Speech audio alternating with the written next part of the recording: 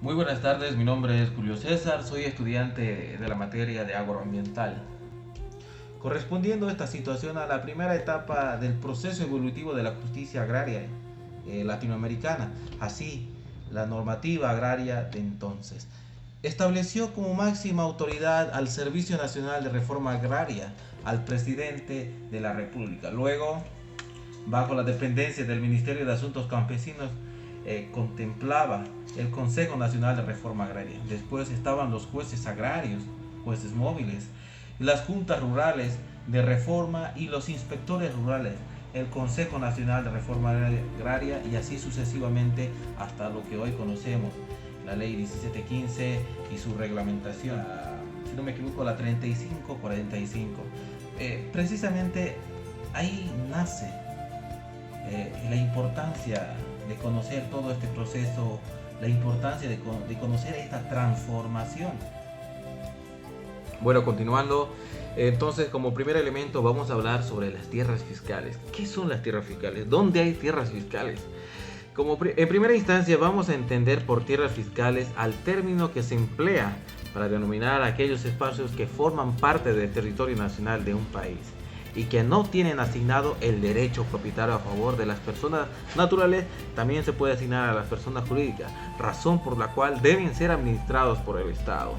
Así es, las tierras fiscales son los terrenos baldíos, las concesiones forestales que se dan por parte del Estado, los parques nacionales, las reservas naturales, las zonas denominadas públicas y las tierras disponibles para asentamiento humano. De manera complementaria surgen una interrogante sobre cuánta tierra fiscal existe, que posteriormente, por supuesto, vamos a responder.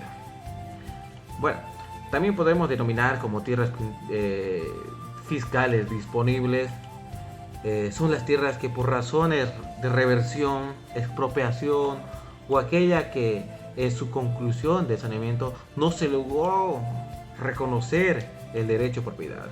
Estas tierras pasarán al estado natural, en este caso pasarán al Estado. También aquellas tierras donde se otorgó concesiones forestales y ya hubiesen caducado pueden ser dispuestas para su distribución.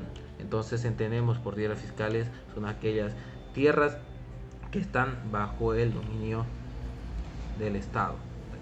Bueno, tenemos que entender un elemento fundamental: la distribución de estas tierras fiscales. ¿Qué se le va a hacer con estas tierras fiscales? Entonces, pensamos en una pregunta: ¿cuáles son las modalidades de distribución de las tierras fiscales y quiénes pueden solicitar? Bueno, a la respuesta. Según la ley 1715, de las tierras fiscales serán dotadas comunitariamente o adjudicadas por el Instituto Nacional de Reforma Agraria, mediante un trámite administrativo iniciado ante la Dirección Departamental con base a los planes de uso de suelo, capacidad de uso mayor de la tierra, certificada por la Superintendencia Agraria, o la Superintendencia Forestal, según la vocación de la misma y otros instrumentos técnicos de carácter público relativos a su vocación.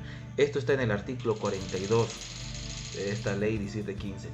Bueno, en consecuencia, dos modalidades que la ley INRA establece para la distribución de la tierra, como hemos dicho: dotación y adjudicación. Esas son las modalidades que el INRA establece para la que se llama distribución de las tierras. La dotación, por un lado, es gratuita y solo es procedente para las comunidades campesinas, pueblos indígenas originarios, comunidades indígenas originarias, representadas por sus autoridades naturales o por los sindicatos campesinos, agrupaciones. Por otra parte, la adjudicación hace referencia, a diferencia de la dotación, determina el pago al Estado por la tierra que se recibe. Puede adjudicarse, o mejor dicho, puede comprar la tierra las personas naturales, como también las jurídicas que reúnan los requisitos correspondientes. Los funcionarios de Estado, personal de empresas habilitadas o contratadas a las personas extranjeras no podrán ser dotadas ni adjudicadas de tierras fiscales en el territorio. Esto según el artículo 46.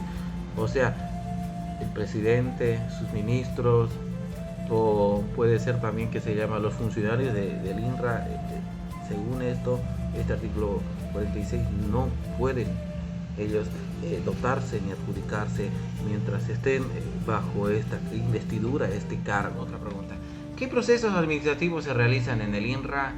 Como hemos visto anteriormente, el INRA está dentro de su jurisdicción hacer procesos de dotación, hacer la adjudicación, pero también que se llama el INRA realiza lo que son los procesos de reversión. También se puede realizar procesos de expropiación. Bueno, ¿cómo sucede el proceso de reversión? Procede cuando las tierras no cumplen la función económica social y estas son revertidas al dominio originario.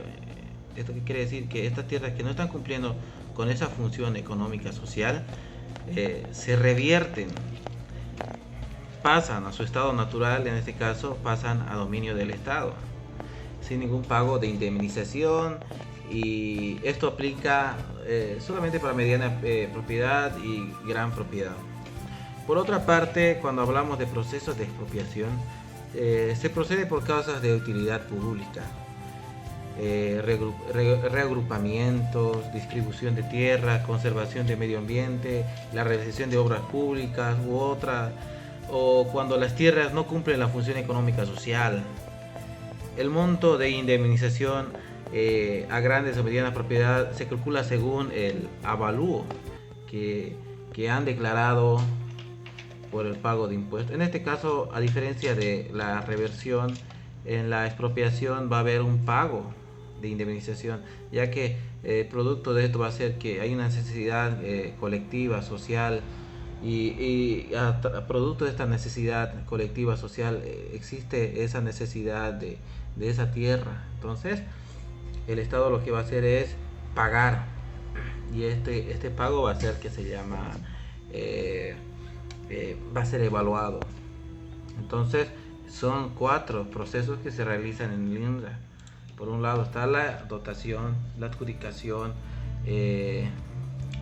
está la expropiación, y también está el saneamiento agrario. ¿Qué es el saneamiento de la propiedad rural? El saneamiento es el procedimiento técnico jurídico transitorio destinado a regularizar y perfeccionar el derecho de propiedad agraria. Se ejecuta de oficio o a pedido de las partes, esto conforme al artículo 64 de la ley 1715.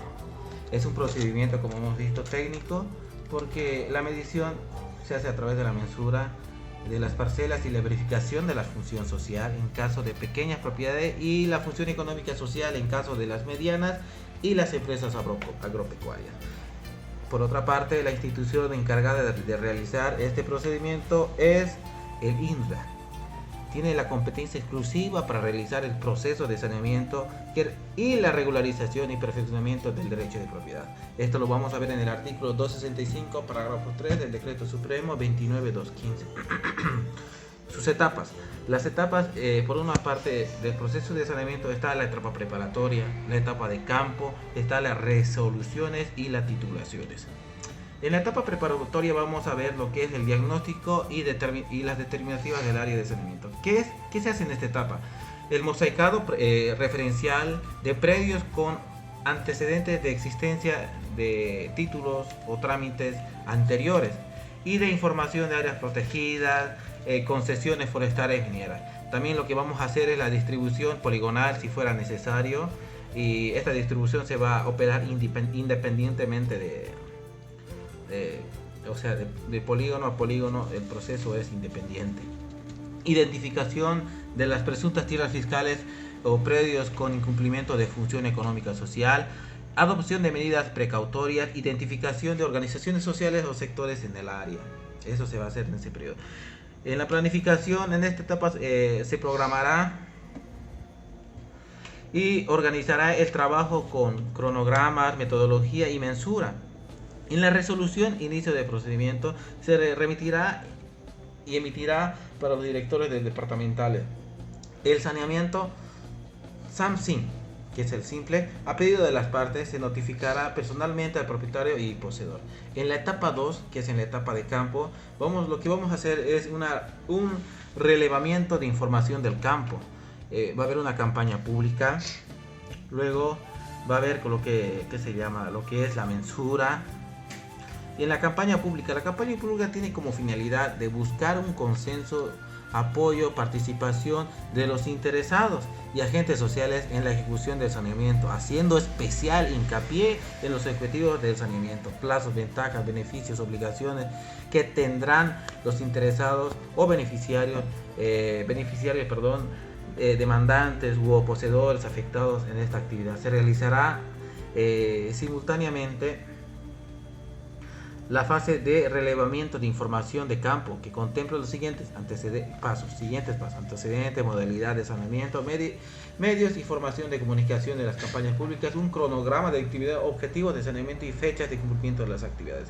En lo que es la mensura, se ejecutará un amojonamiento de los puntos linderos de predios determinados la ubicación, la posición geográfica, superficies, límites de cada una de estas parcelas. Se firmarán actas de conformidad con cada una de las colindantes y se verificará las presuntas tierras fiscales. Se verificará también el cumplimiento de la función económica social. Estas actas, obviamente, para buscar que haya conformidad entre las partes, que no haya ningún problema ni nada por el estilo, porque ese punto por punto se va a ir firmando. ¿Ya?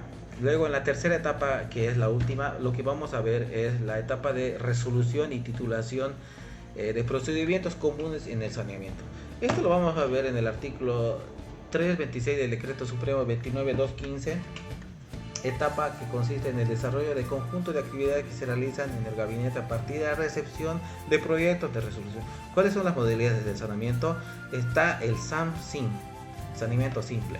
En el artículo 70 de la ley 3545 se ejecuta a solicitud de las partes, como hemos visto, y también puede ser de oficio cuando se detecta un conflicto de derecho de propiedad agraria. También está el saneamiento CAT-SAN, que es el saneamiento integrado al catastro, que lo vemos en el artículo 71 de la ley 3545, y se ejecuta de oficio en áreas catastrales. Se entiende por catastro legal al sistema público de registro de información en el que se hacen constatar datos relativos a la propiedad agraria y derechos que sobre ella recaen, así como la superficie, ubicación, colindancias y límites. Y por último tenemos como última modalidad tenemos el SANTIOC, que es el saneamiento de las tierras comunitarias de origen, que está en el artículo 72 de la ley 3545 y se ejecuta de oficio o a pedido de las partes.